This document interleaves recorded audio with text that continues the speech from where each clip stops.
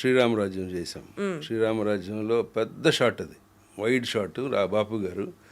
బాపు గారికి అసలు నేను యాక్టర్ అని తెలియక ఈయన చేయగలడా లేదా అని అసిస్టెంట్ డైరెక్టర్ని అడిగారంట చాలాసార్లు. సో ఆయన ఫైనల్గా ఈ సీన్ చేద్దామండి అని చెప్పాడు. ఆయన షార్ట్ చేద్దామండి అని చెప్తే చాలా అలాగే సార్, అప్పుడు ఫిలిం వాడుతున్నాం దానికి, చేద్దామంటే చేద్దాం. అది ఆయనకి నమ్మకం లేక 4 సార్లు రిహార్సల్ చేయించాడు. రిహార్సల్ ఎక్కువ చేసినా ఒక్కోసారి దెబ్బతింటాం, తక్కువ చేసి ఓవర్గా ప్రిపేర్ అయ్యి చిన్న చేంజ్ చెప్తే కష్టం అయిపోద్ది. అట్లా ఏం అవ్వలేదు లక్కీలీ. చేయించి ఇంకా కూడా ఆయన డౌట్, టేక్కి వెళ్దామా అంటాడు. వెళ్దాం సార్ అన్నాడు.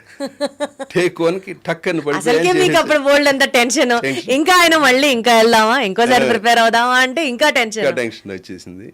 సరే ఫస్ట్ టేక్ చేసేసా. నాకు తెలిసి నేను పర్ఫెక్ట్గా చేసా. వైడ్ షాట్, సైలెంట్గా ఉంది లొకేషన్ అంతా. సెట్లో క్లాప్స్ వినపడినాయి. ఎవడరా అనుకుని తిరిగి చూస్తే ఆయనే, బాగా చేసావా అన్నాడు.